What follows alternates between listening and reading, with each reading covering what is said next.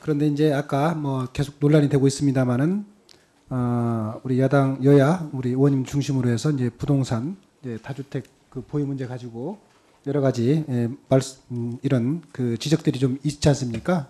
네, 그렇습니다. 근데 이것이 이렇게 문제가 되는 것은 결국은 서민 주거 안정을 위해서 더 이렇게 일을 해야 되는 주무 부처의 장관으로서 비록 이것이 소유하는 것이 위법한 것은 아니지만 이게 이제 국민의 눈높이에 맞지 않고 특히 무주택 서민에게는 상대적인 박탈감을 이렇게 느끼겠다는 이런 지점에서 이렇게 더 이렇게 문제가 된다고 생각을 합니다.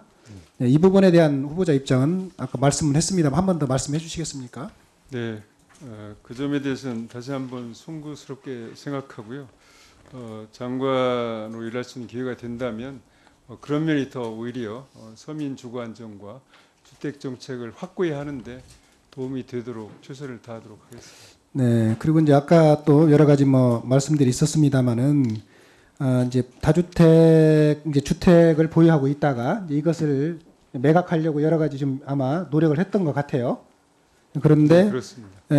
그 잠실 아파트나 이제 분양 아파트를 매각하려고 마음을 먹고 실제로 매물로 내놓은 거는 언제쯤 내놓으셨나요? 저 작년 11월에 매물로 내놨습니다. 두 개 다 그러니까 작년 일이구만요. 네, 잠시를 우선 매물로 내놨고요. 네. 네, 그래서 작년 11월에. 그러면은 뭐 예를 들면 장관 후보자로 인사검증 대상자로 되기 전부터 이미 매각하기로 하고 또 매물로 내놨던 것이네요. 네, 그렇습니다. 그래서 이것이 검증 단계에서 청와대 조언을 받아서 매각하고로 맘먹은 건 아니네요.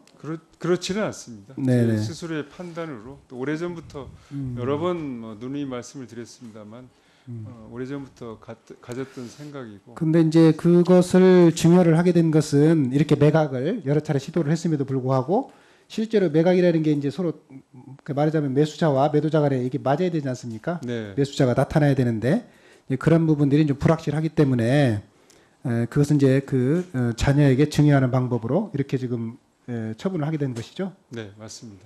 예. 어쨌든 뭐 앞으로 그 국토부 장관에 취임하게 된다면은 후보자에게 제기된 다주택자 비판을 자양분 삼아서 더욱더 우리 집값 안정이라든가 서민 주거비 부담 완화 등을 위해서 더욱더 좀 노력해 주시기를 부탁드리겠습니다. 네, 의원님 말씀 유념하고 최선을 다하겠습니다. 부동산 정책 관련해서 조금 더 물어보겠습니다. 문재인 정부가 출범한 지 지금 2년째 접어들고 있고요. 촛불혁명으로 탄생한 문재인 정부가 해결해야 될 가장 중요한 과제가 부동산 시장 안정을 통한 주거복지 강화라고 또 볼 수 있겠습니다. 지금 이제 문재인 정부 출범 이후에 집값이 폭등을 집값 폭등에 대한 대책으로 지금 8.2 대책하고 9.13 대책 등 모두 9번의 부동산 대책을 마련했었는데요. 여러 가지 뭐 성과도 있고 문제점도 있다고 보는데 이 부분에 대한 그 입장을 좀 말씀해 주시겠습니까? 네, 9번의 대책을 마련해서 실수요자를 보호하고 또 투기 수요를 차단하고 또 부족한 주택의 공급량을 늘리는 그런 다각도의 정책을 해서 지금 효과가 나타나고 있는 중이다 이렇게 말씀드리겠습니다. 그런데 이제 저도 뭐 그런 어느 정도 효과가 나타나고 있다는 부분에 대해서 동의를 하고 있는데 그런데 이제 일부에서는 집값 상승세가 완전히 꺾인 것인지 또 이런 부분에 대해서 또 실수요자 입장에서는 아직 집값 하락을 체감하기 힘들다 이런 얘기도 있는데 지금 최근 집값 하락 수준이 충분하다고 보십니까? 아니면 좀 더 내려가야 되는 면이 있다고 봅니까? 네, 충분하다고는 보지 않습니다. 과거에 그 급등 시기에 올랐던 거에는 상당 부분 못 미치는 그런 하락 양이기 때문에 안정세가 지속되어야 된다고 생각합니다. 네.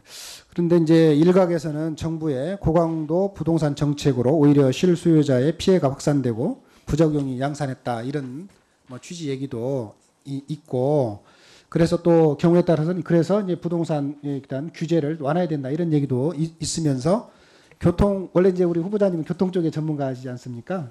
그러니까 이제 교통 쪽의 전문가인 후보자께서 장관으로 지명되면 여러 가지 종부세 강화나 대출 규제 등 이런 부동산 규제를 풀 것이다 이제 이런 부분에 대한 얘기도 나오고 언론 보도 나오는데 이 부분에 대한 후보자 입장은 어떻습니까? 우리 주택 시장이 안정되고 서민 주거 안정 또 집 걱정 이사 걱정 없는 그런 세상 이건 뭐 누구나 바라는 그런 아주 소중한 가치라고 생각합니다. 그런 가치가 실현될 수 있도록 우리 실수요자 중심의 주택 시장 안정적 관리에 최선을 다하겠습니다. 네, 그렇습니다. 최근 서울 지역 중심으로 집값이 하락이 됐지만 이것은 부동산 문제 해결을 위한 발등에 불을 끈 정도에 불과하다고 생각합니다. 아직 갈 길이 멀다고 보기 때문에요. 만약에 이제 우리 장관님으로 이제 취임하시게 되면 이 부동산 시장의 안정적 관리를 위해서 정책의 일관된 추진을 꼭 좀 부탁드린다는 말씀을 드리겠습니다. 네, 흔들림 없이 추진토록 하겠습니다. 그리고 이제 철도공사하고 SR 통합 문제에 관련된 부분을 잠깐 좀 여쭤보겠습니다.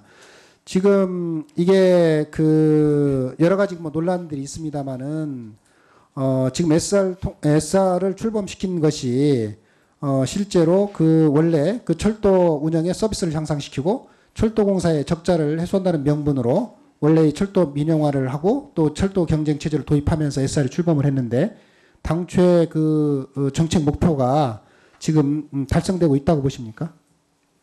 뭐 다양한 논의가 지금 제기되고 있는 것으로 알고 있습니다. 그래서 이런 문제는 앞으로 오전에도 말씀을 드렸습니다만 어떤 방법이 어떤 방안이 철도의 안전을 공고히 하고 국민의 철도 편의를 최고로 높일 수 있는가 이런 차원에서 보다 근본적인 방안을 제가 장관으로 취임한다면 검토를 하겠습니다.